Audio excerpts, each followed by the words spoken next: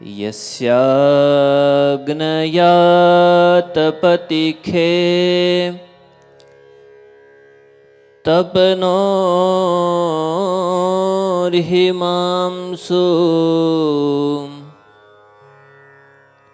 शान्ते करैः सुखयति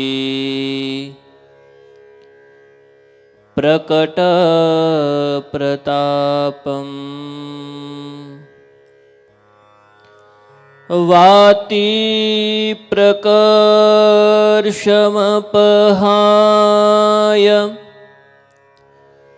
समीरणोऽपि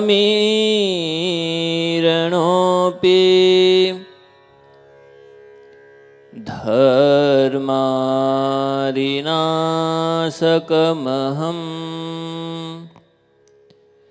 हरिकृष्णमीळे।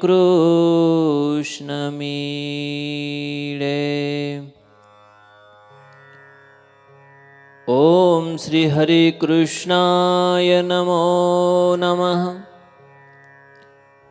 ओम श्री घनश्यामाय नमो नमः। ओम श्री सहजानंदाय नमो नमः। ओम श्री घनश्यामाय नमो नमः। ओम श्री विघ्न विनायक देवाय नमो नमः। ओम श्री कष्टभंजन देवाय नमो नमः। ओम श्री नेकमुक्तमंडल सेविताय इष्टदेवाय पूर्णकामाय सर्वावतारि अक्षरधामाधिपति श्री स्वामिनारायणाय नमो नमः।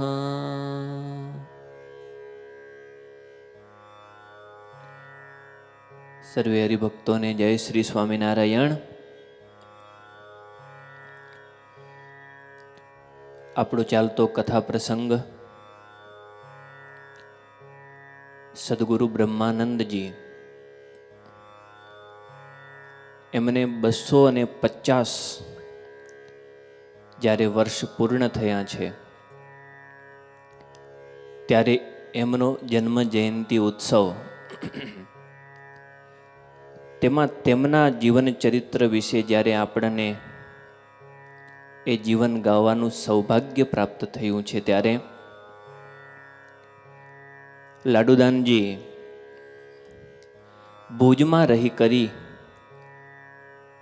અને ત્યાં પાઠશાળામાં પોતાનો સંપૂર્ણ વિદ્યા અભ્યાસ પૂર્ણ કરી અને હવે તેમની માત્ર એક જ ઈચ્છા છે.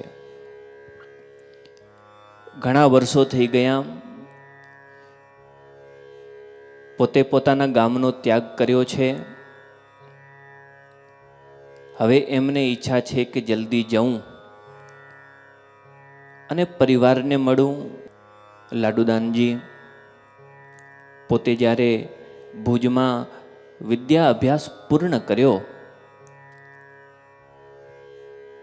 ત્યારે એ 10 વર્ષ બાદ ભુજના મહારાવ શ્રી એમના ઉપર એવા રાજી થયા કે એમ કહેવાય કે કેટલી ઉપાધિઓ એ લાડુદાનજીએ પ્રાપ્ત કરેલી હતી. જ્યારે 10 વર્ષ બાદ પિંગળાચાર્ય, રાજકવિ રત્ન, મહાશીઘ્ર કવિશ્વર, મહામહોપાધ્યાય, સહસ્ત્ર વિદ્યાનાચાર્ય, આ બધીએ ઉપાધિઓ એ લાડુદાનજીએ 10 વર્ષ ભુજમાં રહી કરી અને પ્રાપ્ત કરેલી હતી. અને એવા પ્રતિભાશાળી વ્યક્તિત્વના દર્શન કરી અને ભુજના મહારાવશ્રીએ તાઝીમની પદવી લાડુદાનજીને આપેલી. તાજીમની પદવી વિશે એવું કહેવાયું છે કે જેમને 2 વખત તાજીમની પદવી મળેલી હોય એ પદવીવાળા કોઈ પણ કવિ હોય તે પોતાના પગની અંદર સોનાનું કડું પહેરે. અને એવી તાજીમ પદવી જેને પ્રાપ્ત થયેલી હોય એવા રાજકવિ જ્યારે કોઈ પણ રાજ્યની અંદર જાય ત્યારે ત્યાંના રાજા પોતાના સિંહાસન ઉપરથી ઊભા થઈ અને એ કવિનું સ્વાગત કરે, આદરપૂર્વક એમને આવકારે. એટલું એમનું આદરપૂર્વક સ્વાગત થતું હોય છે જ્યારે જે કવિની તાજીમ પદવી પ્રાપ્ત થયેલી હોય છે. તો એ ભુજના મહારાવશ્રીએ 2 વખત તાજીમ કવિથી પદવીથી એ બ્રહ્માનંદજીને એટલે કે લાડુદાનજીને નવાજેલા. એ લાડુદાનજી હવે ભુજનો ત્યાગ કરી અને પોતાની યાત્રા આગળ વધારે છે અને હવે આગળ ધમણકા ગામે લાડુદાનજી પધારે છે. ધમણકા એક વખતનું ઐતિહાસિક ગામ. એમ કહેવાય કે એક વખત ધમણકા ગામની એટલી જાહો જલાલી હતી કે જેમ અત્યારે ભુજ છે તેમ તે વખતે મોટા શહેર તરીકે જો ગણાતું તો ધમણકા શહેર ગણાતું. અને ત્યાં લાડુદાનજી પહોંચ્યા. ત્યાંના જે રાજ્યના મુખ્ય હતા એવા ઠાકોર સાહેબ એ આ ભુજના મહારાવશ્રીના નજીકના જ ભાયાત હતા. એટલે એમને સમાચાર તો મળી જ ગયેલા કે આ લાડુદાનજી તમારા રાજ્યની અંદર પધારે છે, તેમની યથા યોગ્ય તમે સંભાવના કરજો. અને આવા લાડુદાનજી જ્યારે ધમણકામાં પધાર્યા ત્યારે ધમણકાના ઠાકોર સાહેબે લાડુદાનજીને સારી રીતે સ્વાગત કરી અને સુયોગ્ય રહેવા માટેની વ્યવસ્થા કરી આપી. પરંતુ આ ધમણકા ગામની અંદર લાડુદાનજીએ પોતાના જે કંઈ વિદ્યા શીખ્યા હતા તે વિદ્યાની જે ખૂટતી કડી હતી એ લાડુદાનજીએ અહીં ધમણકામાં રહીને એ ખૂટતી કડી પૂરી. એટલે કે અહીં ધમણકામાં એક એવા પ્રકાંડ પંડિત વિદ્વાન સાથે તેમની મુલાકાત થઈ કે જે મુલાકાત જે કંઈ ખૂટતી કડી હતી એ લાડુદાનજીની એ વિદ્વાનની મુલાકાત સાથે જ પૂરી થઈ ગઈ. એ વિદ્વાન હતા શ્રી કનક કુશળજી ભટ્ટાચાર્યના શિષ્ય વિજય કુશળજી ભટ્ટાચાર્ય, કે જેઓ શ્રી કાશીમાં રહી અને બહુ વર્ષો સુધી તેમણે વિદ્યા અભ્યાસ કરેલો અને ત્યાં વિદ્યાવારિધિની પદવી પણ તેમણે મેળવેલી. અને પોતે ચતુર સંગીતાચાર્ય હતા. અને ત્યાં સુધી કહેવાયું છે કે પોતે જગન્નાથપુરીને વિશે શંકરાચાર્યજી પીઠ છે તેમની સાથે પણ પોતે ઘણા વર્ષો સુધી રહેલા હતા. અને ઇતિહાસ તો ત્યાં સુધી બોલે છે કે એ વિજય કુશળ ભટ્ટાચાર્યજીને જ એ શંકરાચાર્યજીની ગાદીનો વારસો મળવાનો હતો, પણ કોઈ કારણવશાત એ વારસો ન મળતા એ જગન્નાથપુરીથી વિજય કુશળ ભટ્ટાચાર્યજી પાછા કાશી પધાર્યા અને પોતે પ્રભુ ભજનમાં પાછા તલ્લીન થઈ ગયા. પરંતુ અહીં ધમણકા ગામે એક બાજુ લાડુદાનજી એ મહામુક્તરાજ અને મહાપ્રકાંડ પંડિત ભગવત નિષ્ઠ એવા મહાવિદ્વાન વિજય કુશળ ભટ્ટાચાર્યજી, એ બંનેનો મિલાપ થયો. એમ કહેવાય છે કે જેમ કોઈ ભક્ત હોય એ ભક્તને ઓળખી શકે, જેમ કોઈ શૂરવીર હોય શૂરવીરને ઓળખી શકે, જેમ કોઈ ચોર હોય ને એ ચોરને ઓળખી શકે, એમ પંડિત હોય એ જ પંડિતને ઓળખી શકે, વિદ્વાન હોય એ જ વિદ્વાનને ઓળખી શકે. તેમ લાડુદાનજી ભટ્ટાચાર્યજી આચાર્યજીને ઓળખી ગયા અને આચાર્યજી હતા તે લાડુદાનજીને ઓળખી ગયા. અદ્ભુત મેળાપ થયો છે. અને પાછા અરસપરસ એકબીજાનો માત્ર દર્શનથી જ કેટલો મહિમા ગાવા લાગ્યા. લાડુદાનજીએ ભટ્ટાચાર્યજીના દર્શન કર્યા અને એમની પ્રતિભા જોતાની સાથે થયું કે આ કોઈ મહાપુરુષ છે, આ કોઈ સામાન્ય પુરુષ નથી. અને જ્યારે ભટ્ટાચાર્યજીએ લાડુદાનજી સામું જોયું ત્યારે એમને પણ એવો આભાસ થયો કે આ કોઈ મહામુક્તરાજ છે. એવી પ્રતિભા હતી એમની, એમનું બોલવું, એમનું ચાલવું, વાત કરવાની રીત. વિદ્વાન હોય એ માત્ર એક ચેષ્ટાથી પકડી લે, એટલા માટે તો એ વિદ્વાન હોય છે. અને પકડી લીધા. અને પાછા કેવા વ્યક્તિત્વ ધરાવનારા આ બંને મહાપુરુષો હતા. આચાર્યજી ભક્તિનિષ્ઠ સાકારની ઉપાસનાવાળા પરમ ધાર્મિક બ્રહ્મનિષ્ઠ મહાપુરુષ હતા. અહીં લાડુદાનજી એ ભટ્ટાચાર્યજી પાસે રહી અને સૌ પ્રથમ સંસ્કૃતનો અભ્યાસ ચાલુ કર્યો. ભુજમાં રહીને પિંગળ શાસ્ત્ર તેમનો તો બખૂબી અભ્યાસ લાડુદાનજીએ કરેલો, પણ હજુ સંગીતનો પોતાને જીવનમાં જેટલી જરૂરિયાત છે એટલો અભ્યાસ હજી લાડુદાનજીએ સંસ્કૃતનો નહોતો કરેલો. અને એ સંસ્કૃતનો અભ્યાસ અહીં આચાર્યજી પાસે રહી અને એ અભ્યાસની શરૂઆત કરેલી છે. પ્રથમ વ્યાકરણથી માંડી અને એક પછી એક સંસ્કૃતના શાસ્ત્રો ભણતા ભણતા ભણતા અશ્વવિદ્યા, ગજવિદ્યા, સામુદ્રિક જ્ઞાન, આ બધું જ્ઞાન આચાર્યજી પાસે રહી અને તેમણે મેળવેલું. પરંતુ આ બધું જ્ઞાન મેળવ્યા પછી એક દિવસ મધ્યરાત્રિને વિશે આચાર્યજી બેઠેલા હતા. પણ આચાર્યજી જ્યારે મધ્યરાત્રિને વિશે ભગવાનની આરાધનામાં તલ્લીન થતા ત્યારે એમને શ્રવણ કરવા માટે અને એમના દર્શન કરવા માટે ઘણા બધા મનુષ્યો ઉમટતા. એટલા માટે કે પોતે આચાર્ય હતા, વિદ્વાન હતા, એટલું જ નહીં, પણ આગળ કહ્યું ને કે સંગીત આચાર્ય હતા. અને પોતે સિતાર એટલો સરસ વગાડતા કે જે કોઈ સિતાર સાંભળનારા હોય ને એ દેહનું ભાન ભૂલી જતા.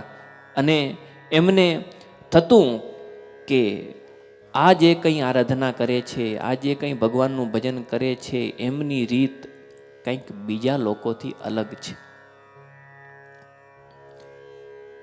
રાત્રે ભગવાનની આરાધના આચાર્યજી કરે છે, એમની બાજુમાં લાડુદાનજી બેઠા છે અને આચાર્યજી લાડુદાનજી પ્રતિ કહે છે કે હે લાડુદાનજી,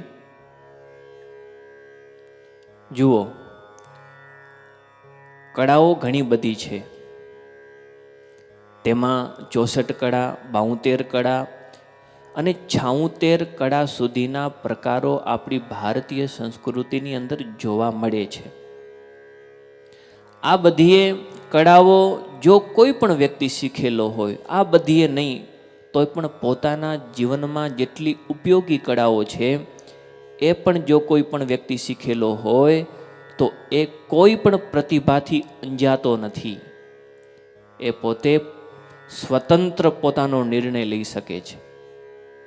એટલા માટે હરેક વ્યક્તિએ કોઈને કોઈ કળા જે પોતાના જીવનમાં ઉપયોગી છે એ કળા ચોક્કસ તેમણે જાણવી જોઈએ, શીખવી જોઈએ.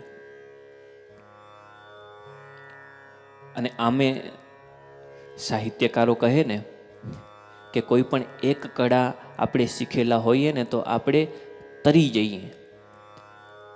પેલા એક ગામમાં ભજન મંડળી જામી. ભજન મંડળીમાં કોઈ હાર્મોનિયમ વગાડે, કોઈ દુક્કડ વગાડે. એમાં આપણી જૂની ઢબ પ્રમાણે તમને ખ્યાલ હશે કે કેળમાં કછોટો બાંધી એની અંદર તબલાની જોડ હોય અને એ જ્યારે મંડળી હોય ને ત્યારે ભમકાની સાથે, પખાજની સાથે એ દુક્કડ વગાડતા હોય છે. ઉત્સવિયા ભક્તો હોય છે તે. તો એક ગામની અંદર ગામના ચોકે બાજુમાંથી નદી વહેતી હતી. એમાં આ કેળમાં તબલા બાંધી અને વગાડતા હતા. એમાં થયું એવું કે વગાડતા વગાડતા વગાડતા પોતે એવા મસ્ત થઈ ગયા કે આંખ ઉગાડીને જોયું ને તો જેટલા કોઈ પણ સાંભળવા આવ્યા હતા એ બધાએ પોતાની જગ્યા ખાલી કરીને ભાગી ગયા. એટલે આંખ ખોલીને જોયું તો આગળ કોઈ પણ એક પણ માણસ હતું. એટલે આને એમ થયું કે મારામાં આટલી કળા છે, હું સંગીત પીરસું છું, તેમ છતાંય પણ કોઈ સાંભળવા માટે તૈયાર નથી. અને પોતાને નક્કી કરી લીધું કે હું છે ને બસ આ નદીમાં પડી અને કોઈ મારી કળાની કદર નથી કરતું તો હું આત્મહત્યા કરી લઈશ. લ્યો. અને આજના જમાનામાં મોટામાં મોટી સમસ્યા હોય ને તો એ આ છે કે જરાક જેટલો મૂંઝાય, જરાક જેટલું કોઈ કંઈક કહી જાય, જેટલા માર્ક જોઈતા હોઈએ એનાથી થોડાક માર્ક ઓછા આવે તો તરત જ માણસ માટે બધા રસ્તા બંધ થઈ જાય છે અને આત્મહત્યા કરવાનું વિચારી લે છે. તો આ માણસ નદીમાં પડ્યો તો ખરો, પણ પડતાની સાથે ભૂડુક એવો અવાજ થયો અને એ માણસોએ અવાજ સાંભળ્યો. પણ જેવો અંદર પડ્યો અવાજ થયો એટલે ઓલે તબલા બાંધેલા હતા ને કેળમાં, એના કારણે એ તળિયે ન ગયો, સીધો બારે આવ્યો. જેવો બારે આવ્યો એટલે આજુબાજુના વ્યક્તિઓએ તો તરત તેને ઉંચકી લીધો, બહાર કાઢી લીધો. પણ કહેવાનો મતલબ એટલો કે એક કળા પોતે શીખેલો હતો તો એ કળાના માધ્યમથી એ બચી ગયો. કહેવાનો મતલબ કે કોઈ પણ કળા હોય તો માણસ તરી જાય છે, કોઈ પણ કળા હોય તો એનું જીવન છે એ પોતે સારી રીતે જીવી જાય છે. ભટ્ટાચાર્યજી કહે કે હે લાડુદાનજી, ઘણી બધી કળાઓ જે આપણાને ઉપયોગમાં આવે એવી હોય છે, એમાં આપણાને જે કંઈ કળા ઉપયોગમાં આવે એવી હોય ને એ કળા આપણે ચોક્કસ શીખવી જોઈએ અને જાણવી જોઈએ. અને આવું જ્યારે મહાત્મે કહ્યું અને પોતે પણ ભટ્ટાચાર્યજી આ 64 કળાથી માહિતગાર હતા. એ ભટ્ટાચાર્યજી પોતે નરઘા વગાડતા, પોતે પખાજ વગાડતા, પોતે નોબત વગાડતા, સવારીનો ડંકો વગાડતા. સવારીનો ડંકો એટલે કે જ્યારે સવારીમાં ચડતી વખતે ઘોડા ઉપર નગારાની જોડ વાગે ને એને સવારીનો ડંકો કહેવાય. એ આ ભટ્ટાચાર્યજી વગાડતા. એટલે બધીએ કળામાં આ ભટ્ટાચાર્યજી માહિતગાર હતા. અને આવા આચાર્ય મળ્યા, આવા ગુરુજી મળ્યા એટલે લાડુદાનજી પોતે પોતાને સદભાગી સમજવા લાગ્યા અને એમની પાસેથી હવે પોતાને ઉપયોગી હોય એવી કળા શીખવા લાગ્યા અને પોતે પસંદ કરી એ 24 કળા પસંદ કરી. કેટલી કળા? 24 કળા. એ કઈ હતી 24 કળા? તો એ હતી પહેલી કળા ગીત. ગીત એટલે ગાવું. 7 સૂર અને એ 7 સૂર અંતર્ગત જેટલા જેટલા ગાવાના પ્રકારો હોય એ બધાય પ્રકારો જાણી, રાગ રાગીણી જાણી અને સારી રીતે ગાવું એક ગીત કળા છે. એ લાડુદાનજી આચાર્યજી પાસે શીખ્યા. બીજી કળા વાદ્ય કળા. અહીં એના 4 ભેદ બતાવે છે. તપ એટલે કે તાર વડે જે વાગે તેને તપ કહેવાય. આનક એટલે મઢેલ ચામડા વડે કરીને વાગે તેને આનક કહેવાય. શુશિક એટલે કે પવનના ઘસારાથી જે વાગે તેને શુશિક કહેવાય. અને ઘન એટલે કે ધાતુના રણકારથી જે વાગે એને ઘન કહેવાય. નિષ્કુળાનંદ સ્વામીએ પણ વાજિંત્રના પ્રકાર બતાવતા કહ્યું કે ઘા, વા અને ઘસરકો આ 3 પ્રકાર વાજિંત્રના છે, એમ નિષ્કુળાનંદ સ્વામીએ કહ્યું. એટલે આ વાદ્ય કળા લાડુદાનજી આચાર્યજી પાસે રહી અને શીખ્યા. ત્રીજી કળા નૃત્ય કળા. એમાં પણ 2 પ્રકાર, લાસ્ય અને તાંડવ.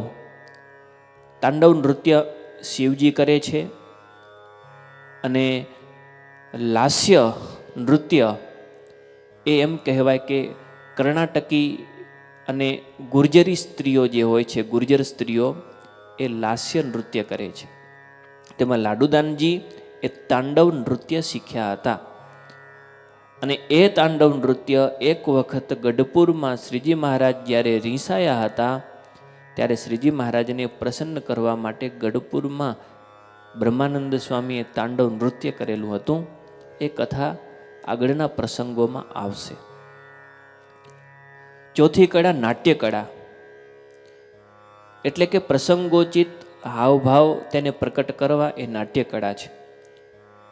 પાંચમી કળા ઉદક વાદ્ય, અર્થાત કે પાણીથી ભરેલા પાત્રો તેમના ઉપર હાથ ફેરવી અને સારી રીતે વગાડવા એને ઉદક વાદ્ય કહેવાય છે.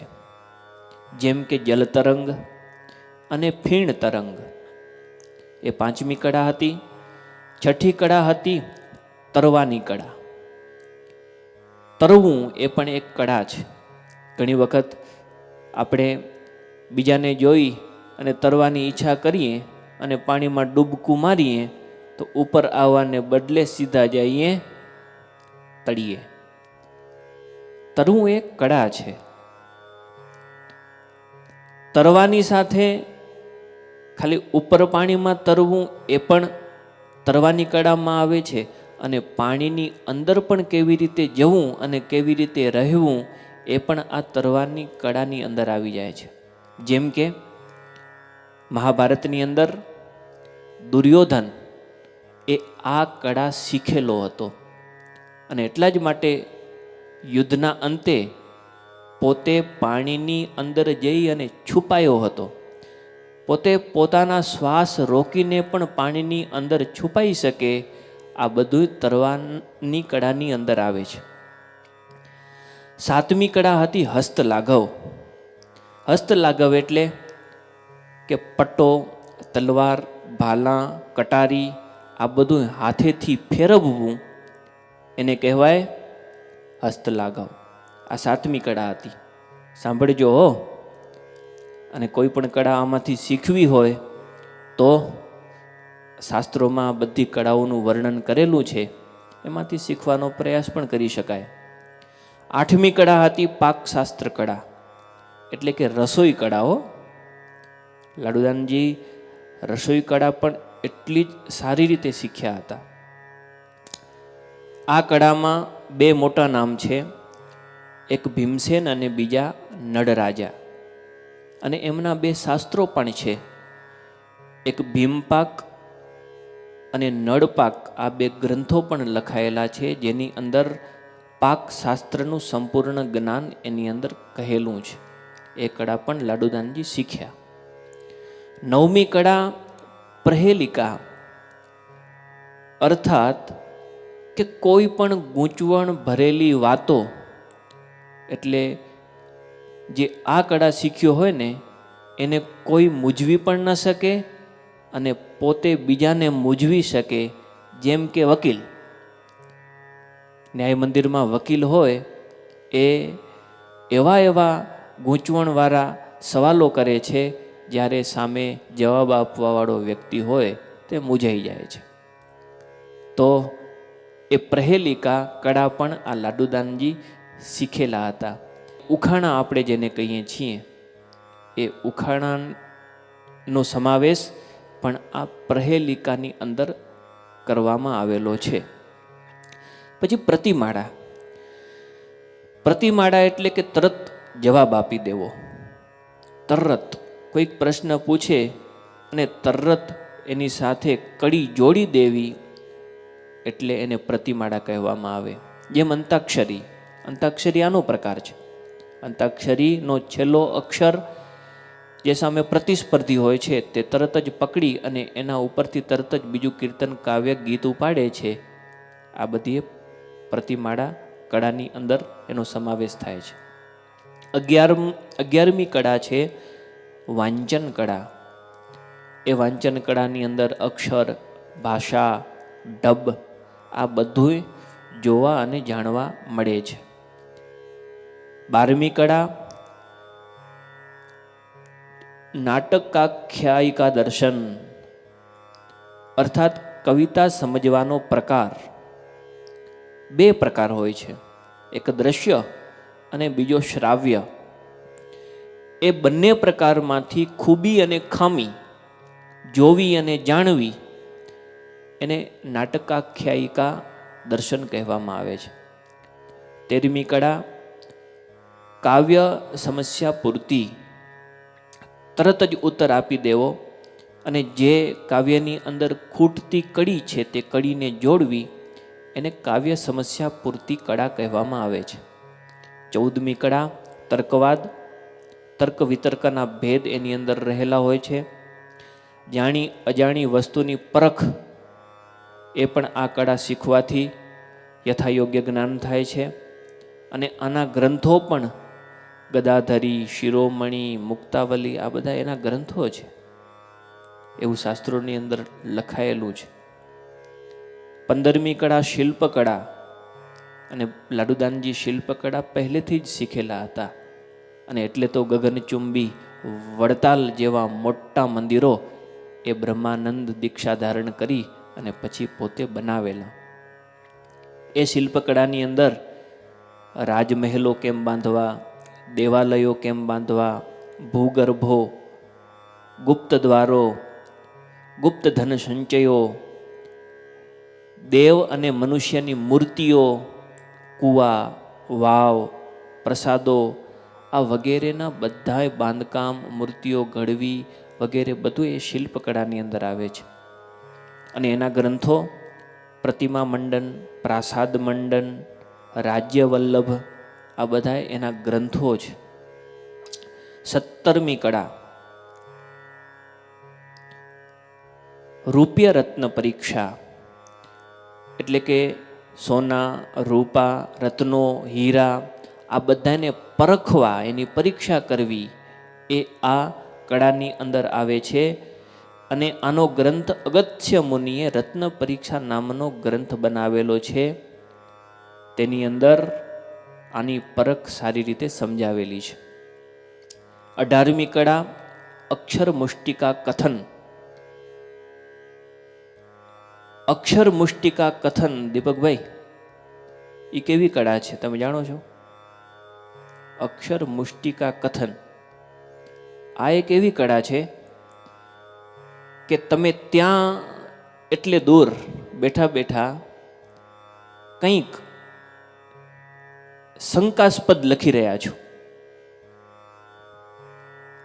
અને હું અહીં બેઠો છું, મને અહીંથી તમે શું લખો છો એ વંચાતું નથી, પણ તમારા જોવાના હાવભાવ, તમારા હેન્ડરાઇટિંગ લખવાનો હાવભાવ, એ હાવભાવ ઉપરથી હું જાણી જાઉં કે તમે અત્યારે શું લખી રહ્યા, વાંચ્યા વગર જોયા વગર પણ જાણી જવાય. કોઈ પણ ખાનગી વાત લખતો હોય અને એને વાંચ્યા વગર જાણી જવું એને અક્ષર મુષ્ટિકા કથન કહેવાય છે. શીખવા જેવી કળા નથી? કેટલી બધી કળા. 19મી કળા શુક્ન કળા. એટલે કે સુકન, અપસુકન, આ બધું કહે ને, કાગડો બેસે કે બિલાડી આડી ઉતરે, આ બધે ઘુવડ એકી તરસ્ટે જોઈ રહે વગેરે વગેરે. સુકનમાં લીંબુ અને મરચાં પોતાના દુકાનની આગળ મનુષ્યો લટકાવતા હોય છે. એ બધી સુકન અને અપસુકન બધી કળા એ પણ એક શાસ્ત્રના પ્રકારો છે. આસમ વાચ્ય માનસી કાવ્ય એટલે કે નવી કવિતા અને પાદપૂર્તિ કેવી રીતે બનાવવી એ પણ એક કળા છે. એ લાડુદાનજી શીખેલા હતા. 21મી કળા છે અભિધાન કોશ, એટલે કે એક જ પદાર્થના કેટલા બધા અર્થો છે, સમાનાર્થી અર્થો એ આ કોષની અંદર જોવા મળે છે. એક જ પદાર્થ પણ કેટલા બધા એના અર્થો. એમાં કોઈક સંકેતમાં બોલે કે મારે આ ફલાણા વ્યક્તિને ખબર પડવા દેવી નથી, અને સંકેતમાં તમે અંદરા અંદર કંઈક ગૂસળ પૂસળ કરી લ્યો. જો આ કોષ એ કળા તમે હાંસિલ કરેલી હોય તો તમને ખબર પડી જાય કે આ બે જણા અંદર શું ગૂસળ પૂસળ કરે છે, ખબર પડી જાય. કારણ કે બધા જ સમાનાર્થી શબ્દો આની અંદર લખેલા છે.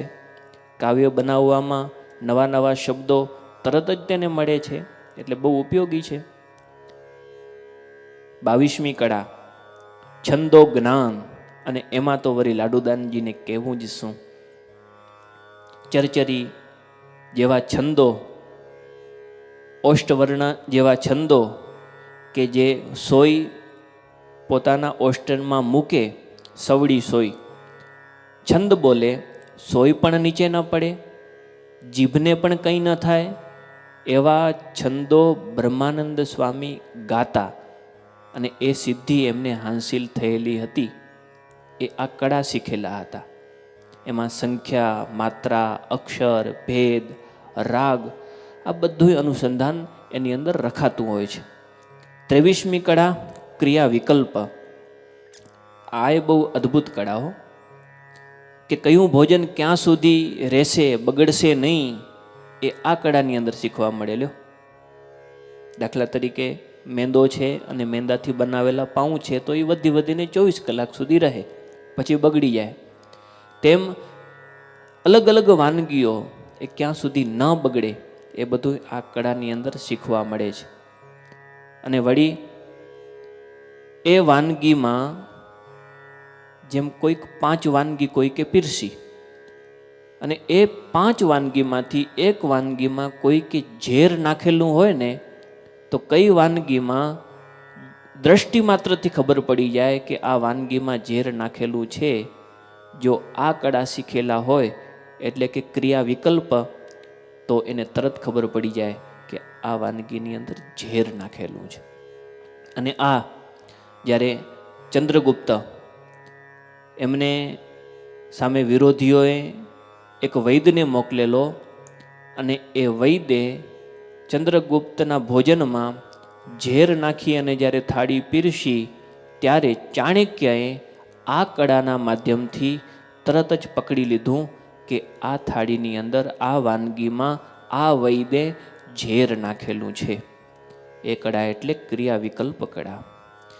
અને છેલ્લી અને 24મી કળા એટલે આકર્ષ ક્રીડા, અર્થાત કસરત, કુસ્તી, યુદ્ધપટા, મખમલનું જ્ઞાન, આ બધાય પ્રકારો આ આકર્ષ ક્રીડાની અંદર આવી જાય છે. અને આ કળામાં કૃષ્ણ ભગવાન બહુ કુશળ હતા. મલ્લ સાથે યુદ્ધ કર્યું મથુરાની અંદર, અને પછી કોઈથી પણ હાર ન પામે એવો કંસ, તે કંસને પણ હરાવ્યો. આ કળામાં ભગવાન છે. ભગવાન તો દ્રષ્ટિ માત્રથી બધાને હરાવે છે, પણ જ્યારે ભગવાન મનુષ્યાકૃતિ ધારણ કરે છે ને, ત્યારે ભગવાન પણ સાંદીપની ઋષિ પાસે રહી અને કૃષ્ણ ભગવાન 64 કળાઓ, એક દિવસની એક કળા 64 દિવસમાં 64 કળાઓ સાંદીપની ઋષિ પાસે ભગવાન શ્રી કૃષ્ણ શીખેલા હતા. તો આ બધીએ કળા લાડુદાનજી પોતાના જીવનમાં ઉપયોગમાં આવે એવી 24 કળા એ ભટ્ટાચાર્યજી પાસે રહીને શીખ્યા. પરંતુ મહત્વની બાબત એક દિવસ લાડુદાનજીને બેસાડી આચાર્યજી કહે કે આ બધી કળા છે ને એ કાળે કરીને કોઈક કળા પ્રકાશિત થાય છે ને કાળે કરીને કોઈક કળા છે એ નિસ્તેજ થઈ જાય છે. એટલે ઘણી વખત એવું થતું હોય કે બહુ ઉપયોગી કળા હોય એ કોડીના ભાવે વેચાય, કોઈ કિંમત ન હોય એની, અને ઘણી વખત કંઈ પણ કિંમત ન હોય એવી કળા બહુ મૂલ્યવાન થઈ જાય, થતું હોય છે એવું. એટલે આ કળાનો એટલો બધો ઉપયોગ નથી, આનું એટલું બધું મહત્વ નથી, એમ આચાર્યજી કહેવા માંગે છે. લ્યો, આટલું શીખ્યા, રાત દિવસ ઉજાગરા કરીને આટલી સિદ્ધિ હાંસિલ કર્યા પછી હવે ભટ્ટાચાર્યજી એમ કહે છે કે આ કળાનું એટલું મહત્વ. પહેલા મહિમા બતાવ્યો કે કોઈ પણ કળા કોઈ શીખેલું હોય તો એ તરી જાય છે. સુભાષિતકારોએ કહ્યું ને, કાવ્ય શાસ્ત્ર વિનોદેન કાલહ ગચ્છતિ ધીમતામ. જે બુદ્ધિશાળી માણસો છે ને તેનો સમય કાવ્ય શાસ્ત્ર વિનોદમાં એમાં પસાર થાય છે. મૂર્ખાઓનો સમય વ્યસને નતું મૂર્ખાણામ નિંદ્રયા કલહે નવા. કાં તો વ્યસનમાં, કાં તો નિંદ્રામાં, અને કાં તો વ્યસનમાં. એવી રીતે મૂર્ખાઓનો સમય પસાર થતો હોય છે. પેલા આચાર્યજી કહે કે જો કોઈ પણ કળા શીખ્યા હોય તો એને બહુ ઉપયોગમાં આવે છે. હવે આચાર્યજી એમ કહે કે આ કળાનું કોઈ મહત્વ નથી, શું સમજવું? પણ આચાર્યજી કહે કે લાડુદાનજી, બધી કળા એના સ્થાને યોગ્ય છે, પરંતુ એક કળા એવી છે કે જેમાં જલ્દી ઉતર ચઢ આવતી નથી, અર્થાત સ્થિર રહે છે, વધઘટ થતી નથી. અને એ કળા જે શીખ્યો હોય તેને હંમેશ અમૃતના ઓડકાર આવે છે. કળા નિધિ છે એ કળા, અને એ કળા જાણવાથી જીવનમાં કોઈ પણ ન્યૂનતા રહેતી નથી. એ કળા જાણવાથી કોઈ પણ પરાભવ કરી શકતો નથી, હંમેશા વિજયી રહે છે. એવી કઈ કળા? હવે આટલું મહાત્મ્ય કોઈક આપણને સમજાવે, ઈચ્છા થાય કે ન થાય? તમને થઈ કે ન થઈ? કોઈક એમ કહે કે આ કળા એક એવી છે કે તમે શીખી લો તો એ કળા શીખ્યા પછી બીજું કાંઈ શીખવાનું રહેતું જ નથી. બધી એ કળા આ એક જ કળાની અંદર આવી ગઈ. એવી કળા કઈ? આચાર્યજી કહે હો. અને ત્યારે આચાર્યજી કહે કે હે લાડુદાનજી, સદા પરમાત્મામાં એક ચિત્ત વૃત્તિ રાખવીને એ બધી કળાઓમાં ઉપરી કળા છે. એ કળા નિધિ છે કે ભગવાનના સ્વરૂપમાં પોતાના મનની અખંડ વૃત્તિ રાખવી. અને આવી કળા જેને હાંસિલ થઈ હોય, પોતાની ચિત્તવૃત્તિ ભગવાનમાં જેની રહેતી હોય ને, ત્યારે એ માનવી આ લોકમાં પણ પૂજનીય, માનનીય, આદરણીય અને ગુરુસ્થાને બને છે. અને પછી આ લોકના અંતે પણ તે સારી ગતિને પામે છે. એવી આ કળા છે. અને આ કળા છે ને એ કોઈક અવતારી પુરુષ, કોઈક ઓલિયા પુરુષ એનો જ્યારે ભેટો થાય છે ને ત્યારે જ આવી કળા આપણને શીખવા અને જાણવા મળે છે. અને હે લાડુદાનજી, તમારા સદગુણો, તમારી વિદ્વત્તા, તમારું બ્રહ્મચર્ય, એમના દર્શન કરતાં મને એવું જણાય છે અને ચોક્કસ વિશ્વાસ છે કે આગળ જતાં તમને સાક્ષાત ભગવાનનો ભેટો થશે, એવો ચોક્કસ મને વિશ્વાસ છે અને મારા આશીર્વાદ પણ છે. બહુ રાજી થયા. કોઈક સુપાત્ર શિષ્ય મળે ને તો ગુરુ તેમની સાથે રહી અને પોતે ગૌરવ અનુભવતા હોય કે કેટલો સરળ છે, કેટલો હોશિયાર છે, તરત જ જે કંઈ શીખવાડવામાં આવે છે તરત જ શીખી જાય છે. લાડુદાનજી સાથે રહી અને ભટ્ટાચાર્યજી તેમના ઉપર બહુ પ્રસન્ન થયા, બહુ રાજી થયા. અને પછી પોતે ભુજ પધાર્યા. કોણ? ભટ્ટાચાર્યજી. ભટ્ટાચાર્યજી ભુજ પધાર્યા અને આ બાજુ લાડુદાનજીએ હવે સંકલ્પ કર્યો છે કે બસ હવે તો બીજે ક્યાંય જવું નથી, 1 વર્ષ અહીં ધમણકામાં રહ્યા હો, 1 વર્ષ સુધી. હવે તો બસ મારે ખાણગામ જવું છે ને મારા પરિવારને મળવું છે. અને આ બાજુ લાધાજી, રાયધણજી તેમને વિનંતી કરી કે હવે કૃપા કરી અને મને પણ રજા આપો. પરંતુ હજુ તો અહીં ધમણકામાં રહી અને કંઈક અદ્ભુત મિલન થવાનું છે. થોડાક દીક રહેવાનો આગ્રહ કર્યો ને એટલે અહીં લાડુદાનજી રાયધણજીની સાથે રોકાણા છે.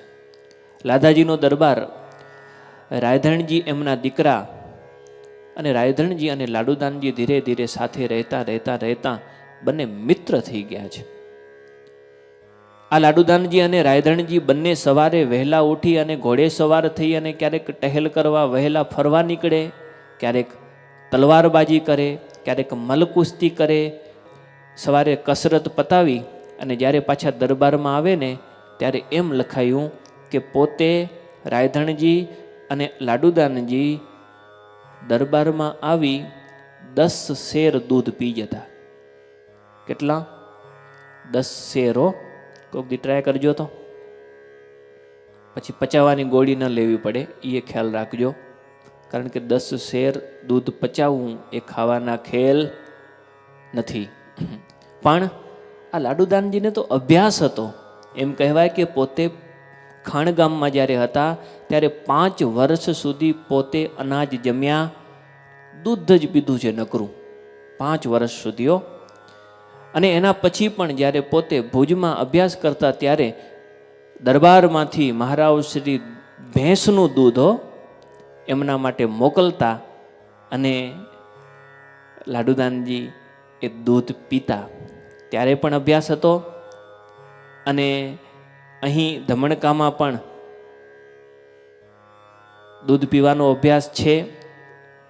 અને આગળ જતાં સ્વામિનારાયણ ભગવાન સાથે એમની ચૂંદડી ઓઢીને એમની સાથે જ્યારે રહેવાનું થશે ત્યારે પણ સંપ્રદાયમાં એવો ઇતિહાસ છે કે સ્વામિનારાયણ ભગવાન આ બ્રહ્માનંદ સ્વામી આદિક સંતોને પોતે દૂધ પીવરાવતા, જમાડતા. તેમ છતાંય પણ પત્ર ભરી ભરીને દૂધ પીવરાવે, તેમ છતાંય પણ ધ્રાઈ રહે ને તો પછી શ્રીજી મહારાજ જે કંઈ પાત્ર લાવ્યા હોય દૂધ પીરસવા માટે એ આખું પાત્ર એમની ઉપર રેડી દેતા. એવી લીલા પણ સ્વામિનારાયણ ભગવાને આ બ્રહ્માનંદ સ્વામી સાથે કરેલી છે. અને હજીએ પણ જ્યારે એક વખત આચાર્ય મહારાજ, બંને આચાર્ય મહારાજ શ્રી તેમની સાથે વાર્તાલાપ થતો હતો ને ત્યારે બ્રહ્માનંદ સ્વામી પણ સાથે બેઠા હતા.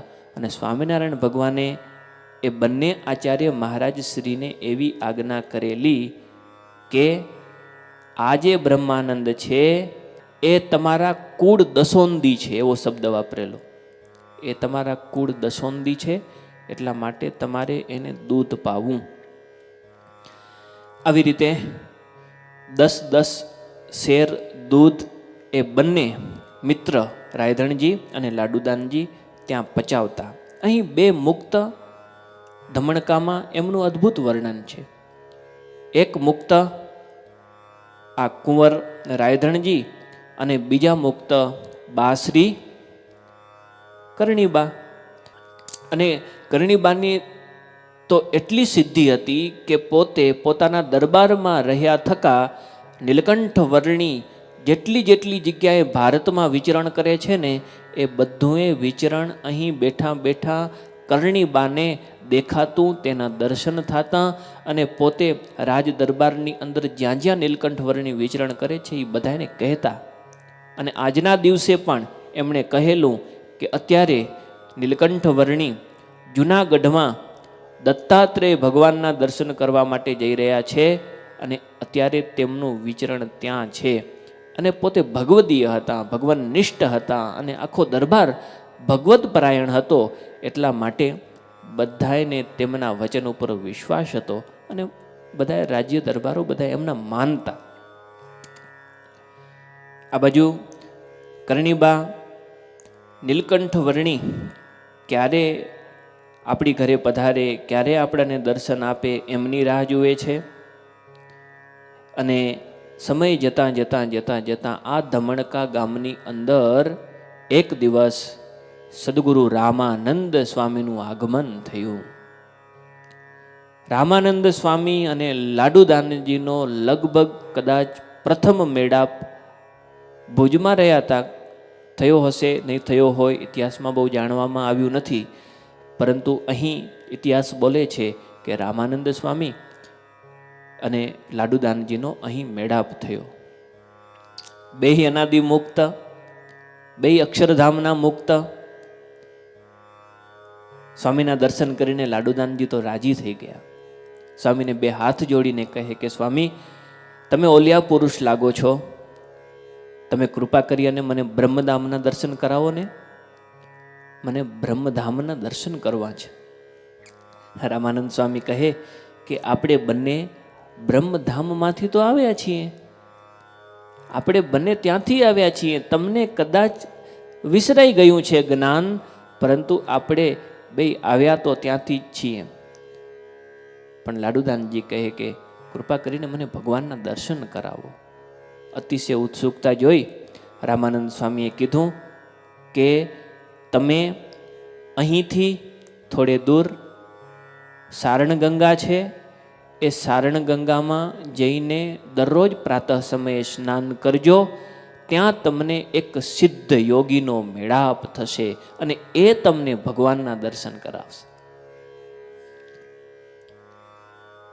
એક અપેક્ષા બંધાણી, એક આશા બંધાણી કે ભગવાનના દર્શન થશે, ભગવાનના દર્શન થશે.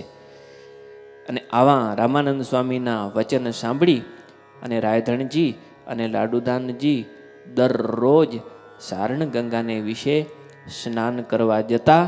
અને દરરોજ એવી આમ ઉત્સુકતા રહેતી કે ક્યાં એ સિદ્ધ યોગી હશે, ક્યાં એમના દર્શન થશે, એવી સતત તેમને ઉત્સુકતા રહેતી.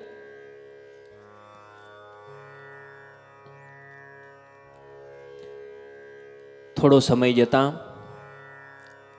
સારણ ગંગામાં સ્નાન કરતાં જે રામાનંદ સ્વામીએ વાત કરેલી હતી ને, એ સિદ્ધ યોગીના દર્શન આ બંને મહામુક્તોને થયા. અને દર્શન કરતાની સાથે મહદભાગી સમજવા લાગ્યા.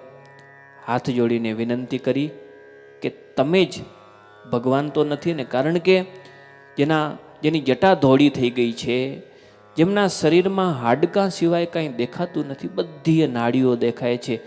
અને એ એવા સિદ્ધ યોગી હતા કે જ્યારે સ્નાન કરતા ત્યારે પોતે પોતાના શરીરમાંથી બધી નાડીઓ બારે કાઢી ધોઈ પાછી શરીરમાં ફિટ કરી દે. લે, આવા દર્શન તમને ક્યારે થયા? એવા મહાસિદ્ધ યોગી. અને એમના દર્શન જ્યારે કર્યા ત્યારે લાડુદાનજીને ને રાયધણજીને તો એમ જ થઈ ગયું કે આ તો ભગવાનની હોય ને. એમની સાથે મુલાકાત થઈ, દર્શન કર્યા અને યોગીએ કહ્યું કે તમે બંને મહામુક્ત છો, તમને ચોક્કસ ભગવાન દર્શન આપશે અને આપશે જ. લાડુદાનજીએ કીધું કે આપશે, પણ ક્યારે આપશે એ પણ કહેતા જાઓ. ત્યારે સિદ્ધ યોગીએ કહ્યું કે શુક્લ પક્ષની એકાદશી, હવે આવતી શુક્લ પક્ષની એકાદશીએ પશ્ચિમમાં આજે 3 પંખો ખીજડો છે, એ ખીજડાની પાસે મધ્યાહન સમયે તમને નીલકંઠ વર્ણી દર્શન આપશે. લ્યો, બહુ ઓછો ઇતિહાસ આ ગવાયો છે હો પ્રકાશભાઈ. કારણ કે લગભગ નીલકંઠ વર્ણીનું વિચરણ કચ્છમાં હોય એવો ઇતિહાસ ક્યાંય પણ કોઈ જગ્યાએ લગભગ બોલાતો નથી. કારણ કે લોજમાં આવ્યા નીલકંઠ વર્ણી એટલે એમની યાત્રા ત્યાં સ્થગિત થઈ ગઈ. પરંતુ નીલકંઠ વર્ણી પોતે ધમણકા ગામની અંદર પણ પધારેલા. ધમણકામાં રાયધણજી અને આ લાડુદાનજી, કરણીબા અને પેલા સિદ્ધ યોગી, આ ત્રણેયને નીલકંઠ વર્ણીના દર્શન થયેલા એવો ઇતિહાસ આ સંપ્રદાયની અંદર બોલે છે. અને સમય જતાં સર્વપ્રથમ પેલા સિદ્ધયોગીને દર્શન થયા, પછી આ સારણ ગંગામાં સ્નાન કરવા આવેલા આ બંને મુક્તરાજ રાયધણજી અને લાડુદાનજીને તેમના દર્શન થયા. દર્શન કરતાની સાથે પોતે મહદભાગી પોતાને સમજવા લાગ્યા અને કહ્યું, પ્રભુ બસ કૃપા કરો. અને ત્યારે નીલકંઠ વર્ણીએ કહ્યું કે તમે ચિંતા ન કરો. હવે લાડુદાનજીને તો ખબર નથી કે આમ હાથી ધસાવાનો છે, આ કોણ છે, અમે શા માટે નિમિત્ત બની અને આ પૃથ્વી ઉપર આવ્યા છીએ, પાછો ક્યાં મેળાપ થવાનો છે. નીલકંઠ વર્ણી એમ તો ન કહી શકે ને કે મારી પરીક્ષા લેવા માટે હમણાં થોડા સમયમાં જ તમે આવવાના છો, એમ તો ન કહી શકે. પણ સંકેતમાં કહ્યું કે બસ આપણો હમણાં જ થોડાક સમયમાં મેળાપ થશે અને પછી ત્યાંથી બંને મુક્તોને દર્શન આપી અને પછી કરણીબા, એ કરણીબાના દરબારમાં ગોખમાં બેસી અને દૂધ પીધેલું નીલકંઠ વર્ણીએ ત્યાં દર્શન આપ્યા. અને પછી ત્યાંથી નીલકંઠ વર્ણી અદૃશ્ય થઈ ગયા. અદૃશ્ય દ્રશ્ય થયા, દ્રશ્ય થઈ પાછા અદૃશ્ય થઈ ગયા. આવી રીતે નીલકંઠ વર્ણીનું વિચરણ ધમણકા ગામે થયેલું. અને પછી જ્યારે આ રાયધણજી લાડુદાનજી દરબારની અંદર આવ્યા અને કરણીબાએ અથથી ઇતિ બધી વાત કરી કે નીલકંઠ વર્ણી તમને દર્શન થયા, તમને એવું મેં જોયું. પહેલાં સિદ્ધયોગીને દર્શન થયા, પછી તમને થયા, પછી મને દર્શન દેવા માટે આવ્યા. તો આવું બધું ચરિત્ર ધમણકા ગામની અંદર થયેલું. અને પછી હવે લાડુદાનજી વિચારે છે કે બસ આપણી જે અપેક્ષા હતી, આપણી જે આશા હતી, એ આશા પરિપૂર્ણ થઈ ગઈ. બહુ બધી પ્રાપ્તિ આ ધમણકા ગામની અંદર લાડુદાનજીને થયેલી. એક તો આચાર્યજી પાસે 24 કળા શીખ્યા અને સાક્ષાત રામાનંદ સ્વામી અને ભગવાન સ્વામિનારાયણના દર્શન થયા. આનાથી મોટી પ્રાપ્તિ બીજી કઈ હોઈ શકે? બસ હવે વિચાર કર્યો કે હવે અહીંથી વિદાય લઉં. લાધાજી બાપુ પાસે હાથ જોડીને રજા માંગી અને ત્યારે આગ્રહ કર્યો, ન રોકાયા. તેમ છતાંય પણ અંતે બાપુએ રાજી થઈ અને બહુ બધી ભેટ સોગાદો આપી અને ધામધૂમથી એમને વિદાય આપી છે. શું આપ્યું તું સાથે? સોનેરી સાજ સાથે એક કચ્છી ઉમદા ઘોડો. જ્યારે લાડુદાનજી ધમણકાથી વિદાય લીધી ને ત્યારે એક સોનાના સાજ સાથે ઘોડો આપ્યો એક. પછી કચ્છી કોરી 1001 આ લાડુદાનજીને આપેલી. સિરપાવ આપેલો. પછી ઘોડા સાચવવા માટે એક માણસ પણ આપેલો, એક ઊંટ સવાર આપેલો. અને પોતે ઘણો બધો વજન હતો ને એટલે એ વજનનું વહન કરવા માટે એક બળદગાડું પણ આપેલું. અને એ બધાનું રક્ષણ કરવા માટે શિરબંધી હથિયારધારી માણસો આપેલા.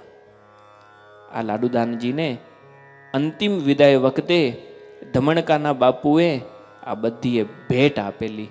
અને પછી ત્યાંથી લાડુદાનજીએ વિદાય લીધી અને લાડુદાનજીની યાત્રા આગળ ચાલી. હવે આગળ ક્યાં મુકામ છે એ તો આપણે આવતી કથામાં શ્રવણ કરીશું. બસ અત્યારે ભગવાનના મંગલમય નામની સાથે અહીં જ કથાને વિરામ. સહજાનંદ સ્વામી મહારાજની